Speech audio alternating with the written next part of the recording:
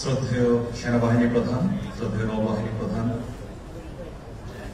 শ্রদ্ধেয় অন্যান্য অবসরপ্রাপ্ত ঊর্ধ্বতন সামরিক কর্মকর্তাগণ,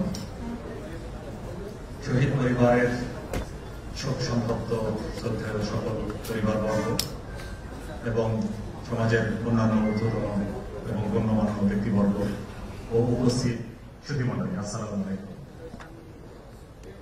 আমার এখানে কথা বলার পরিকল্পনা ছিল না, বাট উপস্থিত ভাবেই যেহেতু আমাকে বলা হয়েছে এবং বর্তমানে বিজিবির বর্ডার বাংলাদেশের মহাপরিচালক হিসেবে আমি অত্যন্ত সম্মানিত বোধ করছি যে এই ধরনের শোকাবহ এবং গুরুত্বপূর্ণ একটি দিবসের জাতীয় শহীদ সেনা দিবস হিসেবে ঘোষণা হওয়ার পরে আমি কথা বলার সুযোগ পেয়েছি।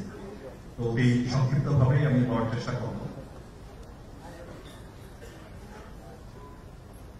রাওয়া কর্তৃক আয়োজিত যে আজকের এই অনুষ্ঠানটি অবশ্যই গুরুত্বপূর্ণ এবং শহীদ সেনা দিবস হিসেবে ডিক্লেয়ার হওয়ার পরে আমরা এটা এত বড় আকারে আয়োজন করতে পারছি, সেজন্য চেয়ারম্যান রাওয়া সহ অন্যান্য সকল সদস্যদের ধন্যবাদ জানাচ্ছি।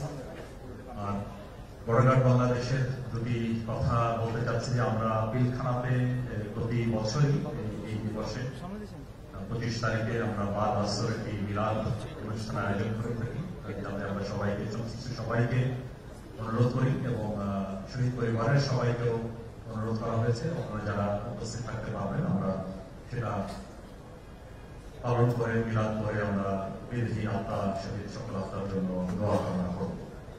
আরেকটি বিষয়ে আমরা এই যারা শহীদ হয়েছেন 57 জন সেনা কর্মকর্তা এবং আমাদের যে কেন্দ্রীয় সুবেদার মেজর নুরুল ইসলাম যিনি শহীদ হয়েছেন তাদের উৎসর্গ করে বর্ডার বাংলাদেশের কোনো আসলে এমন কোন স্থাপনার নামকরণ ছিল না। তো এই বিষয়টি অনুরোধ বিভিন্ন জায়গা থেকে আমরা পেয়েছি এবং আপনারা জেনে প্রীত হবেন যে দরবার হলের বিকল্প হিসেবে যে সীমান্ত সম্মেলন কেন্দ্র যেটি করা হয়েছে এসএসকে নামে, সেটাকে নতুনভাবে নামকরণ করে আমরা ইতিমধ্যেই দুদিন পূর্বেই আমরা সেটা শহীদ শাকিল আহমেদ হল SSAH হিসেবে নামকরণ করেছি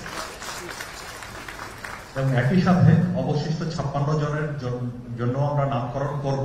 সেটা করতে গিয়ে আমরা দেখলাম যে আমাদের স্বাধীনতা যুদ্ধে দুজন বীরশ্রেষ্ঠ ছাড়া অন্যান্য যারা আরো খেতাবপ্রাপ্ত আছেন, তদানীন্তন বিডিআর এর সদস্যবৃন্দ এবং এর পরবর্তী সময়ে রৌমারী, পদুয়া ইত্যাদি বিভিন্ন ঘটনায় যারা শহীদ হয়েছেন তাদের নামকরণও অনেক ক্ষেত্রে করা হয়নি।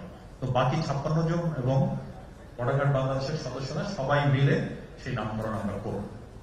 আর বক্তব্য দীর্ঘায়িত না করে আমি বলতে চাই যে আমাদের শহীদ পরিবারের পরিবারবর্গের কোনো যদি সহায়তা বর্ডার বাংলাদেশের করার সুযোগ থাকে আপনারা বলবেন, জানাবেন, আমি সর্বাত্মকরণে সেটা করার চেষ্টা করব। এখানে উল্লেখ করতে চাই যে একমাত্র কেন্দ্রীয় সুবেদার মেজর নুরুল ইসলাম তিনি অফিসারদের সেভ করার জন্য সৈনিকদেরকে বোঝানোর চেষ্টা করছিলেন এবং তাকে মর্মান্তিকভাবে হত্যা করা হয়।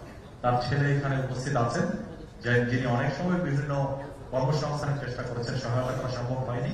আর সম্প্রতি আমরা বর্ডার বাংলাদেশের পক্ষ থেকে তাকে দুর্নীতি কাজের সংস্থান করে দিয়েছি।